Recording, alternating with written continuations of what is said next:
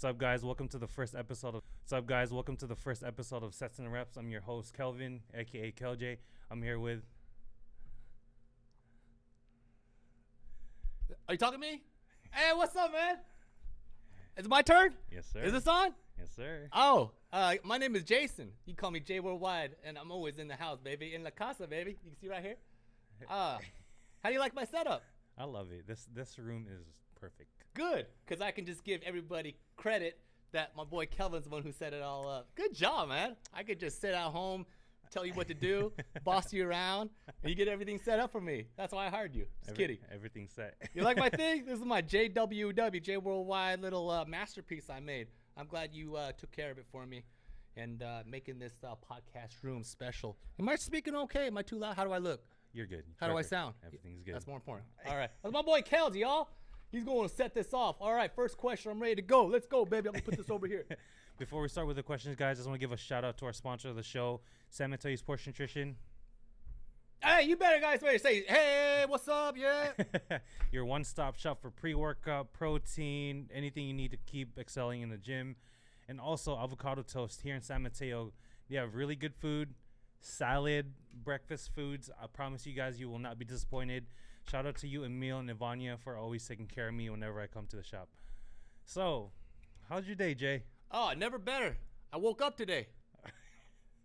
Always be grateful you just woke up. You know, God is good when He just wakes you up, smell the fresh air. You get to go to your dream job. That's what I love to do. And I get to do a podcast with my boy Kels, man. I'm really proud of you for setting this up. I'm waiting for the first question, though. I'm ready. I'm ready. Just before we start with the question, I just want to give a shout out to Jay. If you guys don't know, I wouldn't be here as a head coach and just who I am with all this knowledge without Jay right here. Oh, come on. So just, I got to give thanks where it's due. Without you, a lot of us wouldn't be here. Even some of the coaches out here, me, Neeks. I just set it all up, let you guys do Mike. what you guys do. I you know what? Hey, everyone I hired, I knew you guys are something special, and my job is just say, hey, here you go. Here's the platform. Do your thing. Don't get me in trouble. I know you guys will grow from it at all. If you guys need me, I'm always here. So yeah, good job. I'm excited for this.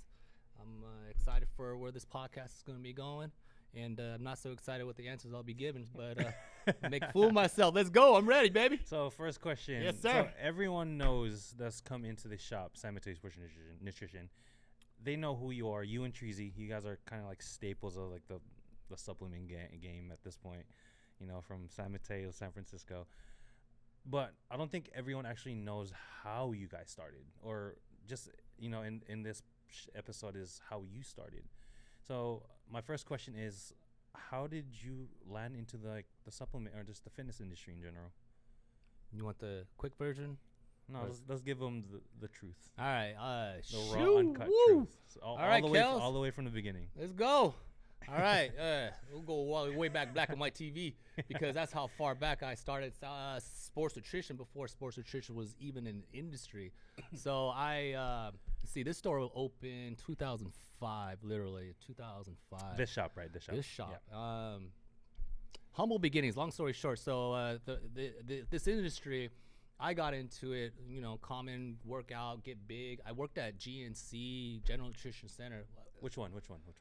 This was in Modesto, Central Valley. I was born and raised in the Central Valley. So I was 16 years old, and I was a personal trainer, and I was GNC at the same time. So I was dipping into getting swole and getting big for sports, and fell in love with it just like many other people would. Got into it, and there wasn't an industry. This was all, hey, just kind of give a reflection. There was not even creatine back then, guys. And the cliche back then was, if the protein tasted bad, it must be good for you. That's how old it was. And this was all before social media, of course. So, and then, I went to school. I went to a school called Purdue University, somewhere out there in the East Coast. I got into dietetics, thinking I was going to be working for some hospitals, doing the nutrition plans, but ended up not doing it. Didn't like the internship. I wasn't mature enough to be ready and working in hospitals. So I kind of, darted off to do, at that time I just wanted to graduate. So I just changed my major into management and got a nutrition degree and got into my first sports nutrition company I knew what I wanted to do right after college, and I sent out my resumes to maybe about 5 companies, East Coast, Canada, California, of course. That's obviously want to come home. So 2 of them in California called me back. The one that I took was in Fairfield, called MLO Sports Nutrition in Concord, and we were manufacturing bars, and we were manufacturing proteins, of course. And do you remember those brand names back then? What were these? Oh yeah, Genesoy, MLO, Biotech USA. I mean, it was basically a whole gauntlet of. So we were doing manufacturing for companies domestically and internationally. So I think they're still there, and their major force is international now. So I kind of already, was getting into the sports nutrition in terms of like the manufacturing side. So I was smelling the protein bars the minute I walked in. I was like, oh, this is where the bars are made. So we were making, 5 companies at any given day of bars, and I saw how they made the protein powders. It's really super cool, y'all.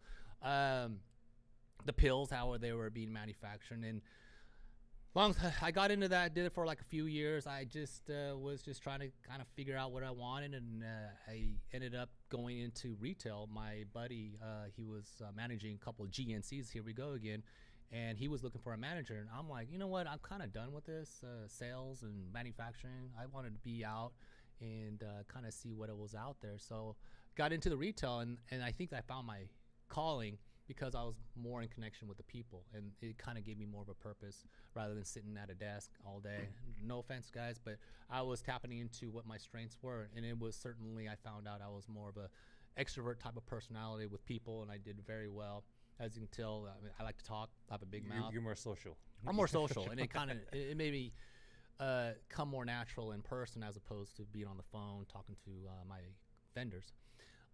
So GNC panned out, and that's kind of leading me to how I met my business partner. His name is Tree Win. He's like the cutest guy, sweetest guy you guys ever meet. He won't say a whole lot compared to what I say, but he'll smile and laugh at everything you'll say. Shout out Treasy. Shout out Treasy. So he was managing GNCs in San Francisco, and I was managing a store in Palo Alto at the time. But it was owned by one owner, and we were cranking it. This was 1990. This is early 2000s. This was again before social media, so there was no internet, no online, orders, Amazon. So it was straight retail, brick and mortar, and we were rocking it like it was $1 million store. $1 million store, meaning like it was every day we were cranking out sales. You're busy like hell. We were busy like hell. So with the practice and repetitions Tree and I were getting, I kind of noticed how he worked. We weren't friends. We were just business partners. Hey, you have this in stock? If you got it, I'm gonna come up and get it. So I got to know Tree as a business partner first. Did you guys ever compete against each other? Kind of like one up each other? Oh, of course. I mean, friendly competition. Who had the higher sales during the day? But of course, he had the 2 newer stores, and they were located in really nice locations. So of course, if I were to win, I'm like, bro, so it was a friendly competition. It kind of bonded us in terms of a friendship. And so the more that we did that, the closer we became. And the owner decided to go into a different venture. He decided to quit while we were on top. He sold it, and then which left me and Tree, with a decision like, okay, what are we gonna do? Do you want to continue with General Nutrition Center? Because I don't really know any other. There was no other supplement stores. I don't think there was a vitamin shop. There was like a Great Earth inside the malls. But GNC, so I reached out, called up corporate Pennsylvania GNC, say, hey, what does it take to open up a store? And the franchise fees were just through the. It's like money I don't have in my back pocket. It was a lot, and so I happened to had this endeavor to compete in bodybuilding. And during that time, I did reach out to a Max Muscle, and there were maybe 2 of them at the time, and one of them was in San Jose. So I remember going there, getting some assistance and advice, and I was like, you know what? Maybe this is something our niche. I was talking to Tree. Our niche that we can do. We don't have to sell herbs and cosmetics and all those foo stuff. Like we just go straight sports nutrition, straight, swole, pre-workout. That's kind of like what Max Muscle's all about. Some apparel, and reached out. Long story short, they called me up. They said, "You want to come on down?" Me and Tree, we look like two little teenagers, like straight out of freaking college, right? I don't know what they saw on us, but anyway, they said, yeah, you guys are good. You guys are qualified whenever you guys are ready. So we got that green line, and it took me a good year to sit down and kind of plan and strategize where I wanted to be.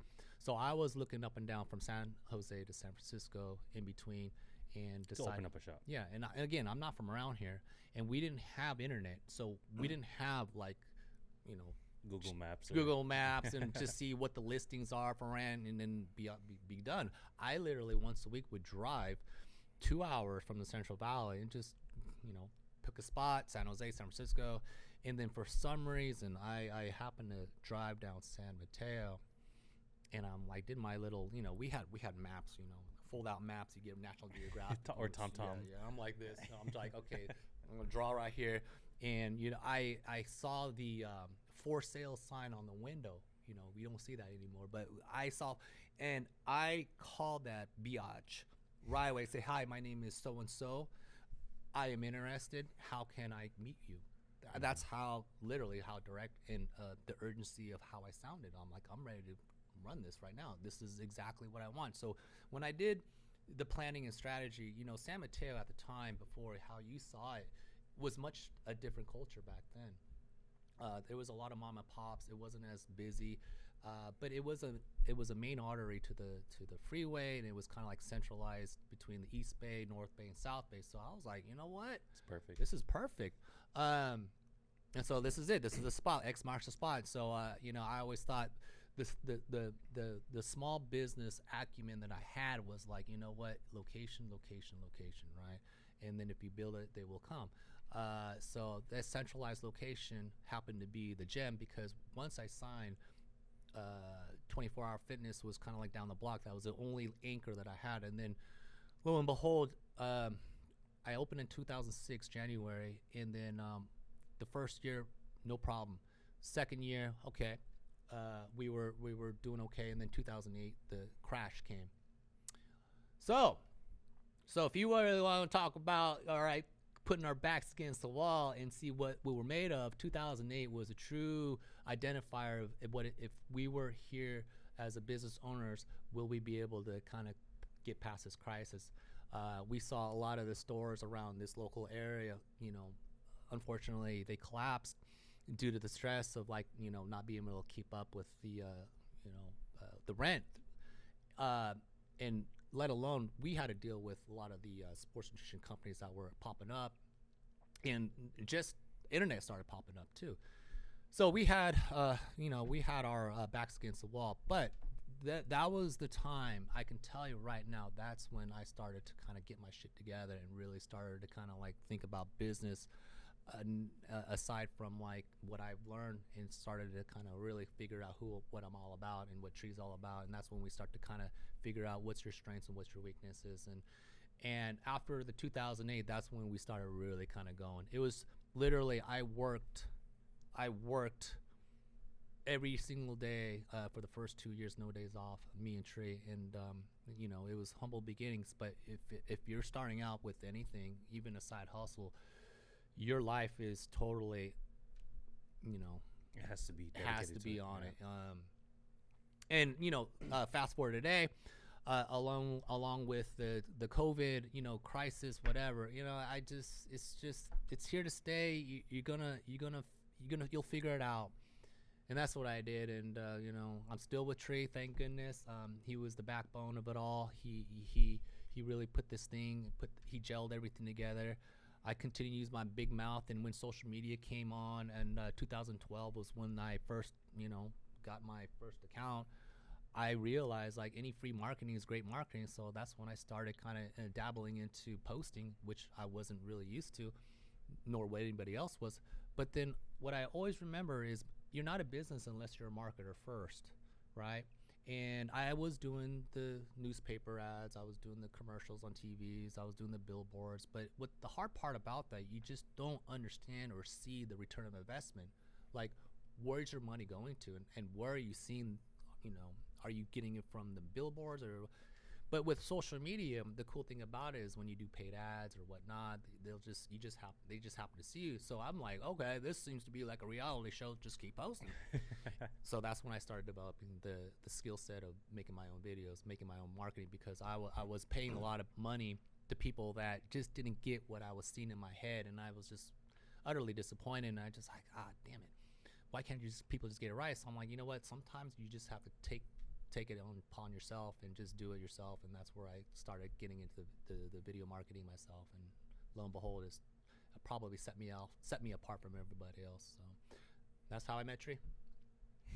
I think I kind of went that way, and I went that way, and then I went all the way around. But I always end up coming to the topic back at hand. So that's how I met Tree. No, that's I didn't hear some of those insights that you just said. Like, I know we've talked so many times, at work and all this and that, but I never really got that full. I don't really tell anybody about my business. Like, who wants to listen to me? Well, it's not important, but that's the truth.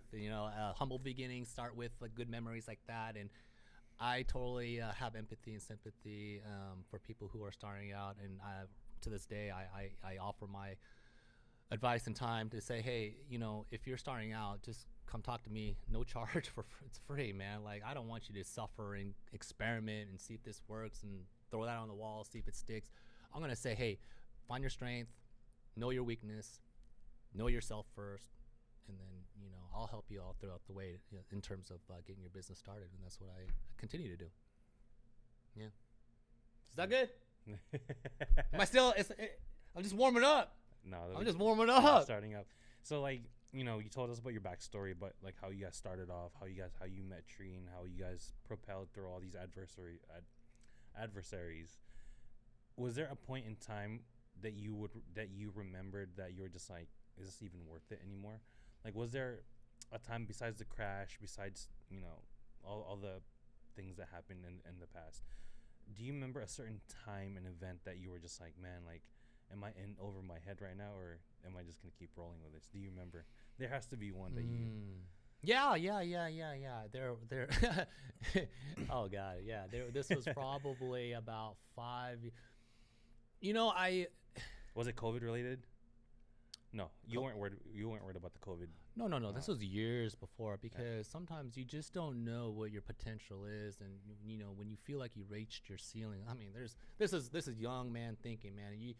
You guys, you young entrepreneurs. Is that the new word for 2020? Young, small bit, whatever. You guys are starting out. Remember, you are limitless as far as your potential goes. So just keep fighting. But yeah, I think it was 2000. I want to say 2012, 13. So, let's understand. Like, there's, I had a lot going on besides the business. I got married, and whatever. So your life catches up to you, and then. I had this situation where I was like, man, we sales were kind of like not as good, and bills to pay, and I was like, should I get a second job? Really? In fact, yeah, I had that. It was humble. It was just one of those sleepless nights when I was like, maybe I should go look for a full-time job, and maybe I can just do this part-time. That was but that was a quick minute, 2 days worth, and that's when I just said, Jason, snap out of it. This is what you love to do. Get your ass back in the gear, start learning some new skills, start learning again, because I kind of stopped reading and stopped teaching myself about new things, and that's when I started getting things going again. Yeah, but it was a quick short minute. So I felt scared. I felt vulnerable. The truth of myself came out, where there was a fork in the road in life where you kind of have to say to yourself, you know what, just check your ego and pride, and reinvent yourself. And that's when I started building out my new strategy and planning for how am I going to go about running the business and who I'm going to be as a person and how I'm going to treat my customers and friends and how am I going to walk this, line of life for me. So I recreated my constitution of the store about myself and who am I about and what am I going to be and what do I see myself in 10 years. And I remember doing that. That was about 2012, 2013. Yeah, that was it. That was the last time I thought about that. And now I don't. Yeah. Nice. So not a lot of people know about this, but talk us about the Max Muscle SF. Oh, Max Muscle San Francisco. That's the SF. So that was on 16th Street Market. It was an intersection. It was the craziest intersection in San Francisco because it's like 6 lanes and you just don't know which way to turn. But I always had this envy of that store because it was such a great location and it was one of the top producing Max Muscle stores. When I was coming in and. Did you guys own it or? Yeah, we owned it. Yeah, we took it over. I want to say 2015-ish around there. So the previous owner he sold it to us, and we're like, "Oh, let's go!" And if you guys can you disclose how much?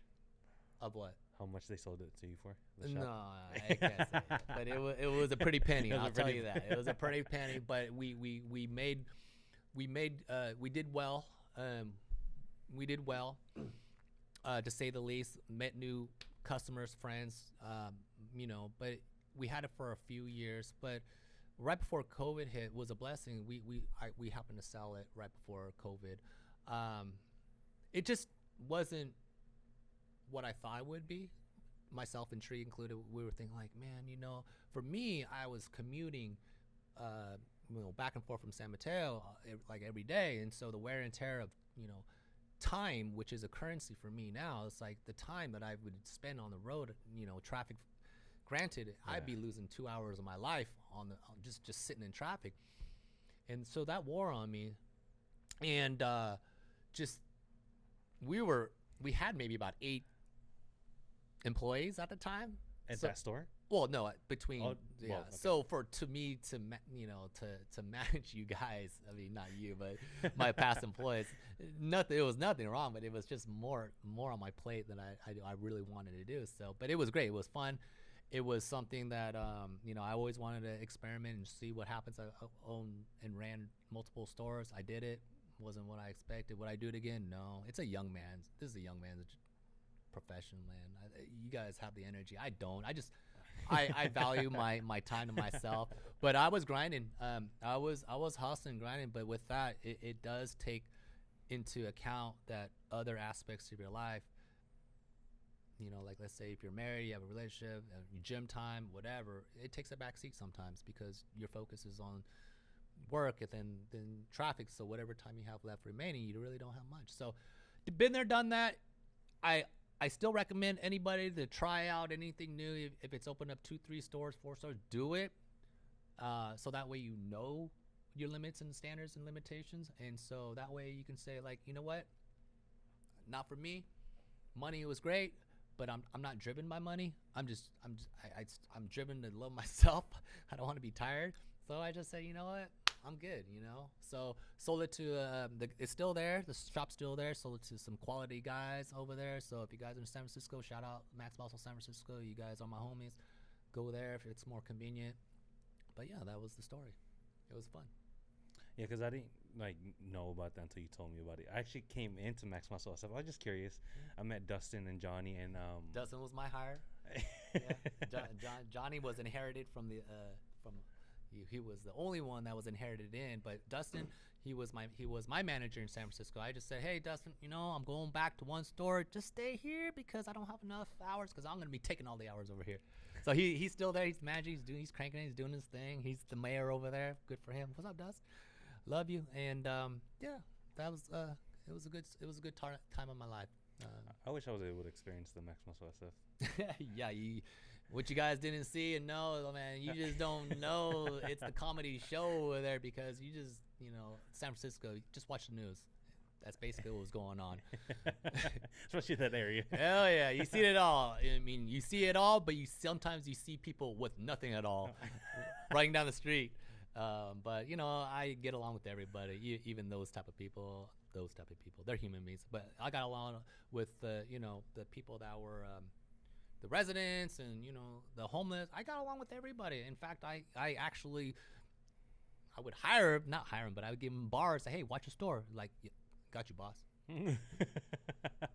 I just know how to relate to people. I know how to kind of get the best out of them. Sucker. So yeah, no sucker. They watched my store for free. I'm kidding. They took pride. Yeah, so that was the fun days. Yeah. That's I'm envious of you guys. Nah. So you know, the purpose of me creating this podcast was not just to bring in influential people like you guys, but also to kind of educate and to kind of shed some light on the industry in terms of not just fitness, but those who are thinking of opening their own business, coaching, being a trainer, whatever the case is. My question for you would be, what one advice would you give to someone who's young, that's kind of lost, but know what they want to do? Oh, that was me. That was me. Oh, I got an answer for you. And again, Calvin, you know, this is all part of growth, and you know, success is. I just want to say, success is predictable, but it cannot be rushed. And if you and I can do a education class on this, but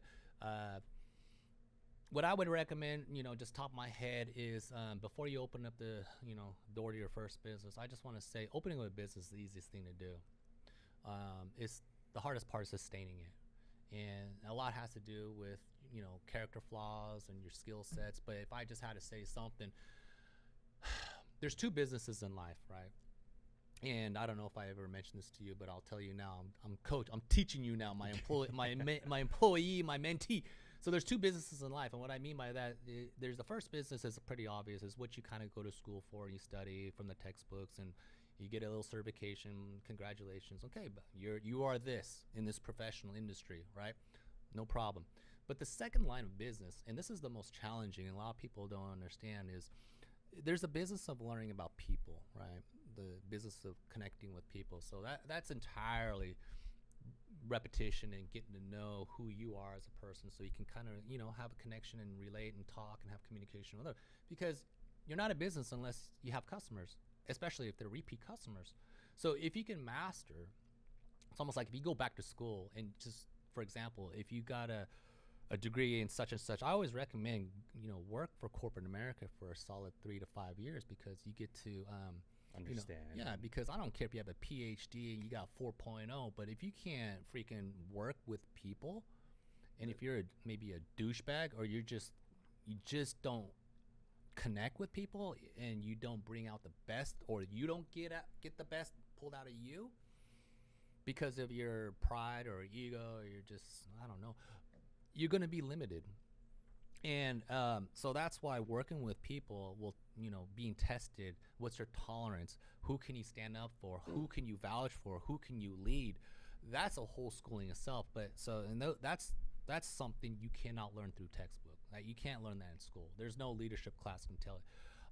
But here I am, I can probably give you awareness to kind of start thinking about, you know, maybe right now, if you're looking to open a business, I would start indulging and diving into any self-development, whether it's on YouTube or books. Start reading and start really asking yourself those hard questions. And to you, those 5 questions I told you before is the first thing, and this is building your constitution.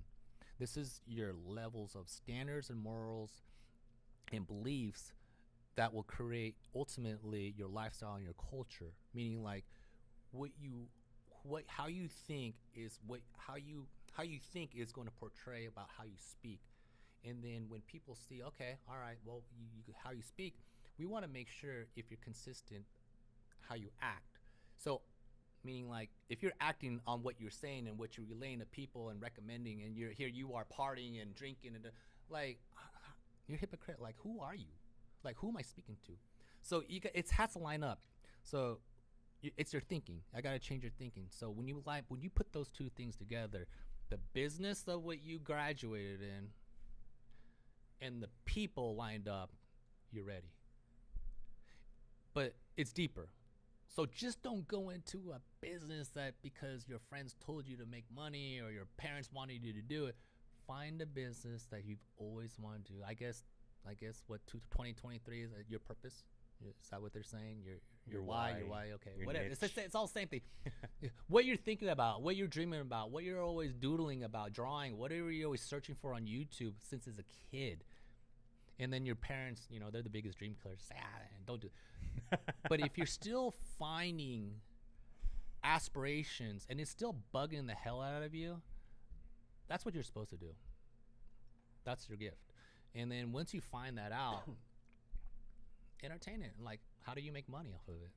Because if you go to a job, you're going to get burned out.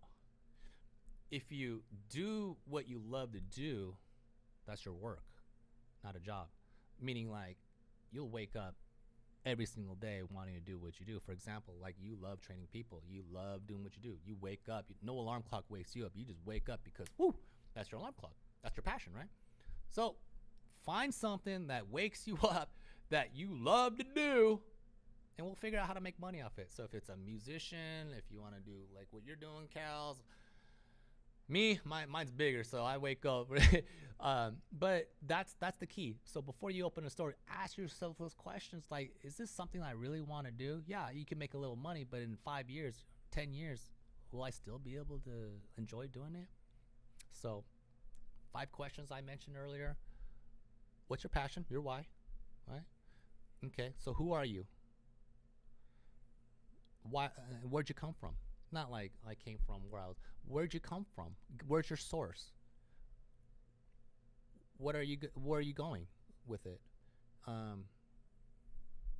see. I forgot that. Who are you? Where am I going? Who are you? Where am I going? Who are you?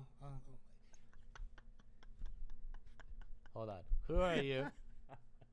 Where am I from? Where am I going? How am I going to get there? And what's my legacy? Like, what okay. So I kind of lost track. ADHD kicking in. But that's my constitution. And so I had to reinvent myself. Like, well, what am I going to do? Who am I representing? So who you are as a person is a direct reflection of the 4 walls around you as a store. So that's why, like, everything when you first met me, I've been consistent with you, Kels. Mm-hmm. Like, I'm always, energetic. I'm always pretty much helping other people to the extent of, like, just supplements, but just in life in general, I ask her questions. I just don't do a whole lot, but just to help people. And that's what you want to do. And that's pretty much the culture that I want to establish here and help the community. So I'm running out of gas.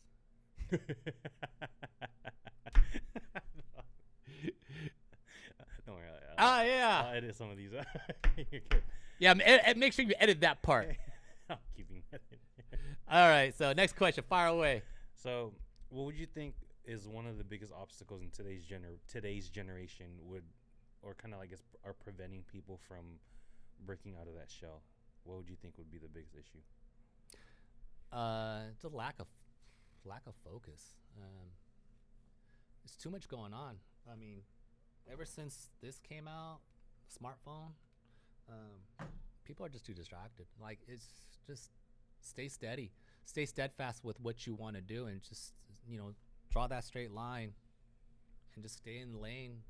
Because what I start seeing is everybody wants to be Insta famous. Everybody kind of wants to kind of go party, but at the same time they want to make $1 million, and it's like, how do you do everything? And so you gotta, when you have that true North Star where you want to go, just draw that straight line and just say, sorry guys, I can't go out with you guys, man. I got things to do.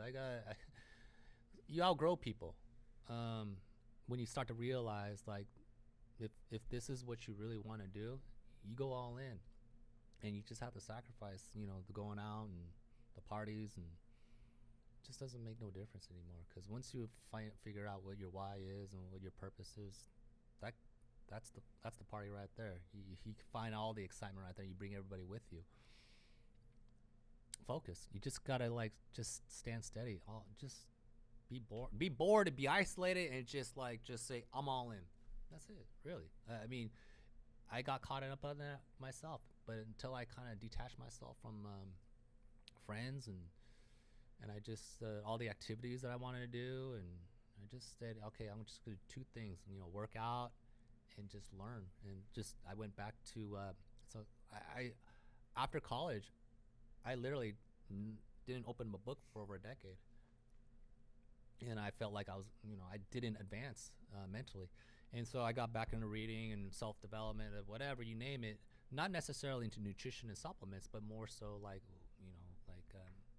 video editing, just who am I as a person, just getting my confidence, self esteem, and after that, boom, everything just the trajectory just changed like that, and so it's hard to do, it's hard to turn this off. But just focus. Like take a trip somewhere. Like leave the Bay Area.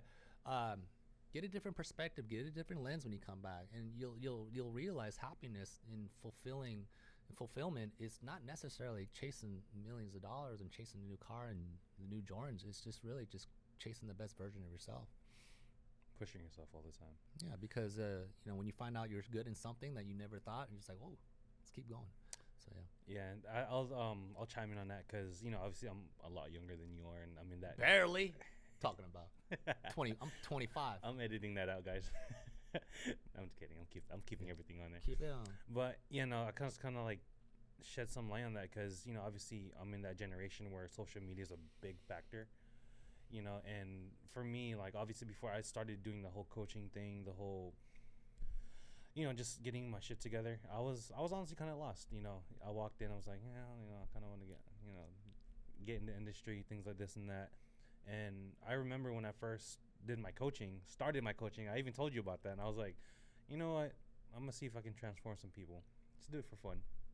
And the first 10 people transformed, 30, 20, whatever. And the one thing that I really got lost in was the social media, to the aspect of like, oh, if I'm not updating the people out there, oh, my coaching sucks. You know what I mean? Essentially, that's how other people perceive it. Just because like you're not posting consistently, you're not doing this and that.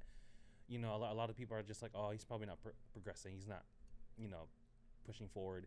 And that's the one thing that I learned to accept is that, especially in this industry that I'm in as a coach, it takes time. And I think the number one thing that even like, I'm still new to this coaching, not new, but I'm still progressing. The one thing I would honestly say is that being on my phone 24/7 was not helping me at all. If anything, it was slowing down my progress in terms of, ooh, what's this guy doing? Like, oh, what's he doing? Like, obviously I would go in there for business purposes, but then, I'll post, oh, my client working out, this and that, and then all of a sudden I find myself scrolling 15 minutes. I'm like, the fuck did I just do? I wasted 15 minutes of my life. So what I do now is I kind of found my niche now. I'll train clients, I'll answer questions, do my check-ins, and if I have free time, I'll actually go out. I'll go ride my bike, I'll go on a drive, get some food, just get some fresh air, relax, just kind of like enjoy the moment, and just kind of like look back and see like I'm creating my own empire now. I'm creating my own legacy, and I'm not able to enjoy and really see that if I'm so diverse into my phone. And I learned that over time that if you want to be a good business person, obviously the social media aspect, marketing, things like that, it's important. Like you can't get away from that in today's generation. Like you have to be out there. But the one thing that I learned the most is that you can't be on your phone if you want to have that mindset too much. Oh, I'm very proud of you, my little mentee. He's learning, you guys. Yeah, that's very true. That's 100. That's 100 because the moment you start thinking you're somebody like famous and your ego, like you're dead, you're done. Yeah. Because it's never about what you think about. You should never go into business, finding value of what people think about you. You're already going to be dead. I mean, the moment you're going to set yourself up for disaster, because if you're gauging your progress and success about people how many views and likes and I don't. It's you're setting yourself up for disaster because it's really not about your competitors in the industry. It's not about what the people think about you. It's about you versus you. It's about what's the best version of yourself you can be. Because one, you're wasting time on scrolling. How many hours could you use instead to kind of like learn something? Da da da da. So, and in a week's time, you could probably use 2 hours a day times 7, 14 hours just scrolling. That 14 hours could be used in taking a course and learning about video editing. That's what I did. And I saved a lot of money because I don't have to pay nobody to do my editing. So it's where you invest. Like there's two types of currencies. There's the currency of money that we earn to pay the rent, but Comes and goes. and then the currency of time. And at my age now, I'm just barely older than you. I'm at that age where like I'm not about chasing money. I'm about chasing what do I have left to give back to as my legacy on earth. So time now is my currency. Like time's more precious than it's money. more precious. So that's one of the reasons why I got rid of this the store, because I have no time for myself and I'm like miserable. So, but I had to do it to learn the school of hard knocks. So yeah, I mean. Here we go again. I go. There's a little birdie. What's the question again? Let's draw back. No, I already know. I just go. No. The people that I've hired, like you, I just give you the platform. And I let you guys kind of just find your way, and I give you guys kind of like a code of ethics of what I will let you guys do and what I won't tolerate. And I'm very lenient, but I know when I say, hey, that's not my culture here. Mm-hmm. And you passed everybody. So my role to you is just kind of like be just kind of like a role model, but I'm kind of like hands off. But if you say what you say, and you do what you do, and you act and you continue to act consistently what you do, so that's a leadership role. You don't have to be the loud guy. You just have to just be aware what you guys are doing, observe what I'm doing, and just kind of shadow what I do. And I don't want to overstep your potential and your greatness that I believe. That's why I hired you, and everybody that I hire, I saw something that you probably currently don't see, but I that's what I see. And my job is just kind of cultivate you and just kind of lead you in the right path. And if you're kind of getting in the wrong direction that you told me that where you want to go, I'll put you back in line in a kind of a subtle, influential way where I'm not on you, but you don't even know that I did that on you. Yeah. And that's what I'm here for, because somebody needs to be, the ringleader, and I'm just kind of like behind the scenes. On my social media, I'm just a character. But if you get to know me, I'm more than just Jay Worldwide. I'm a guy that really cares, and really is, my intent is to help everybody in terms of fitness and nutrition, but in life in general. And that's want to make you become better than me. So when I'm gone, when I'm out doing my own thing, that if I leave San Mateo, it's going to be in good hands. And it is. So far, all my employees, oh my goodness, they're killing it. And I'm trying. You will. Baby steps. Yeah. Big steps now. Big steps. Hey, humble beginnings start somewhere. I was young and dumb, and I didn't know how to put my words together. And if this interview, I'm all over the place. Man, when I first started, I was like way over there. And I couldn't give an interview for my life. It depends on the person you're with. It depends on the person, but it takes practice, just like anything else. Yeah. Jay, is that it? That's it for today. Man, that's it. That was really good. I was just tired of getting warmed up. I guess we have to do it again, huh? And we'll do it again. We'll have more episodes. All right, guys. Thanks for tuning in to this very first episode of Sets and Reps. I'm your host, Kelvin, a.k.a. KelJ. Can I just intercept this real quick? One last little pass. I just want to say, hey, Calvin, it's a blessing that I have you as an employee, but more importantly, as a friend. You're like my little brother. And, this podcast vision that you have, I'm all for it. And thank you for having me on this podcast. Thank you for, setting this all up. And I know this will turn out to be a stellar, wonderful podcast, you call it. But more importantly, it's something that I had a vision myself to bring something to the table where something comes out of really something positive out of San Mateo. And I know you were the person I capable that can do it. And I just want you guys to understand that and support Calvin, the shop, and myself, and continue to watch his future podcasts. And I myself, I don't know if I ever will, but I'm sure maybe one of these days I might do one. But I just want to say, Calvin, thank you for being such a good employee. Thank you for being a good sport about learning and letting me just sometimes I get on you and I say, hey, this is how I want it to happen, and you're with an open mind and you're very humble. I just see great I just see just great magic coming out of this place, and whoever you're going to be inviting, I'm already a friend. I'll be here to help support and just continue to do what you do and make me proud, and the community of San Mateo proud as well. Will do. Always will. Yep. All right, guys, tune in for your next episode. Subscribe, like, and share. Out of here.